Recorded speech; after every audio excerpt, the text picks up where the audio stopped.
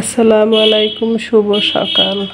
ঘুম ভেঙে গেছে, উঠতে পারতেছি না, হাতে ব্যথা। তো ধীর গতিতে উঠবো। দেখুন আমার পায়ের উপরে আমার ছোট ছেলে কিভাবে শুয়ে আছে।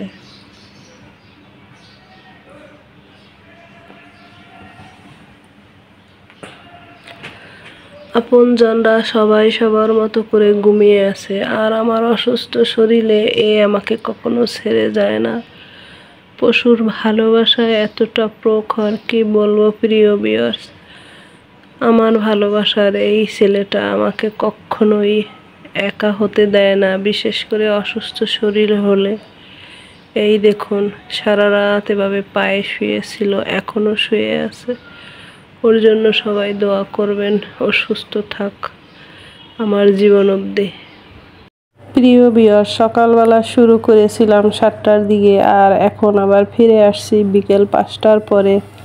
রমজানের জন্য অল্প কিছু ইফতারি রেডি করব।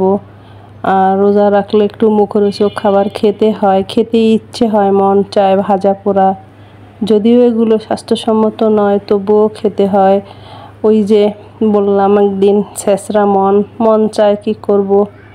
তো আলু সেদ্ধ করে নিয়েছি, আর এর সঙ্গে কাঁচামরিচ কুচি, আদা কুচি আর ধনিয়া পাতা নিয়ে আলুর সঙ্গে ভালো করে মেখে নেব। এইটা দিয়ে একটা আলুর চপ বানাবো। আর যারা আলু দিয়ে খেতে পারবেন না, কোনো রোগের কারণে অসুস্থ, তারা এর পরিবর্তে কাঁচকলা দিয়ে করতে পারেন, এরকম সেদ্ধ করে, বা অন্য কিছু দিয়ে এরকম করে খাওয়া যায়। যাই হোক প্রিয় ভিউয়ার্স, আলুগুলো ভালো করে মেখে নিয়েছি, আর আলুটা সেদ্ধ করেছি, পানি একদম শুকিয়ে নিয়েছি, যার জন্য আলুটা ঝরঝরা হয়েছে। আর যদি আলুটা পানির ভিতরে ফুল সেদ্ধ করতাম, পানি থাকতো, তাহলে এটা একদম পানসে পানসে হয়ে যেত, সেইটা মাখালে আর অতটা ভালো হতো না। আর এইটা ঝরঝরা হওয়াতে, পানি শুকিয়ে নেওয়াতে আলুটা ঝরঝরে হয়েছে। এবারে ভালো করে মেখে নিচ্ছি সব মশলাপাতিগুলো দিয়ে। এর সঙ্গে কিন্তু একটু জিরা পাউডারও দিয়েছি, ফ্লেভারটা ভালো আসবে, ভাজার পর খেতে ভালো লাগবে, এই আর কি। আর আলুর চপ সবাই বানাতে পারেন, নতুন করে বলার কিছু নাই। তবুও আমি আমার মতো করে বানাই, যেমন তেমন আপনাদের সঙ্গে একটু শেয়ার করলাম।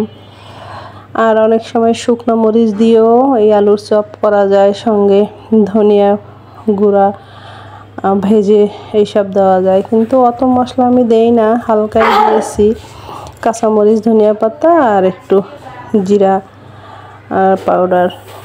তো মাখা হয়ে গেছে, প্রথমে বল আকারে বানিয়ে নেব, তারপরে বলটা হয়ে গেলে লাস্টে আলুর চপের শেপ দেব। কারণ একবারে বানিয়ে নিলাম, এক রকমের গোলাগুলো হলো, একটা বেশি একটা কম, এরকম হলো না। যাই হোক সব বানানো শেষ, এবারে গোল গোল করে চপের শেপ দেব। প্রিয় ভিউয়ার্স, অসুস্থ ছিলাম অনেকটা, আল্লাহর অশেষ নেয়ামতে আমি অনেকটা সুস্থ এখন, বাকিটাও হয়ে যাব সুস্থ ইনশাল্লাহ। তো এই রমজান মাস এত বড় একটা আঘাত পাবো কখনো ভাবিনি। যাই হোক আল্লাহ পাকের কোনো বিশেষ রহমত ছিল, তাই বেঁচে গেছি। এই দেখুন গোল গোল করে চপের শেপ দেওয়া হয়ে গেছে। এরকম করে সবগুলো আলুর যে গোলা করেছি সেটা দিয়ে চপ বানিয়ে নিয়ে নিলাম। এই দেখুন এবারে বেসন গুলিয়ে নিয়েছি, বেসনের সঙ্গে দিয়েছি হলুদ পাউডার, মরিচ পাউডার, সামান্য আদা জিরা বাটা, রসুন বাটা আর হলুদ পাউডার, স্বাদ মতো লবণ দিয়ে বেসনটা এভাবে বানিয়ে তার ভিতরে আলুর চপটা চুবিয়ে একদম অনেক ভরাডুবি তেলের মধ্যে দিয়ে ভেজে নেব। তেলের পরিমাণ বেশি দিতে হবে যেন চপটা ডুবে যায়, তারপরে ভাজার পরে ফুলে উঠবে, এই আর কি। বেসনের পরিমাণ মাখানো যদি ঠিকঠাক না হয়, তাহলে কিন্তু আলুর চপ ভালো হবে না।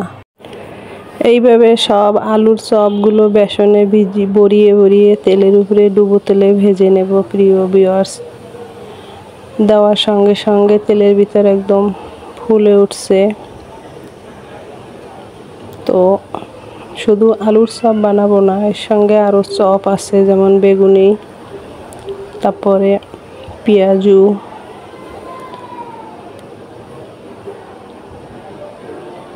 এই যে দেখুন সবগুলো একভাবেই দিয়ে যাচ্ছি, কারণ কড়াই খোলামেলা আছে, আর চপ ভাজার সময় একটু খোলামেলা কড়াই দিলে অনেকগুলো একসাথে ভাজা যায়।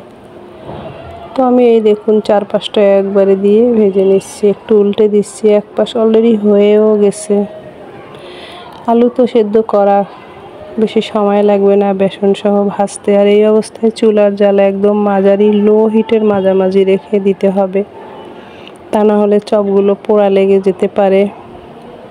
উল্টে দিচ্ছি এবার, এক পাশ হয়েও গেছে, বেশি সময় লাগে না।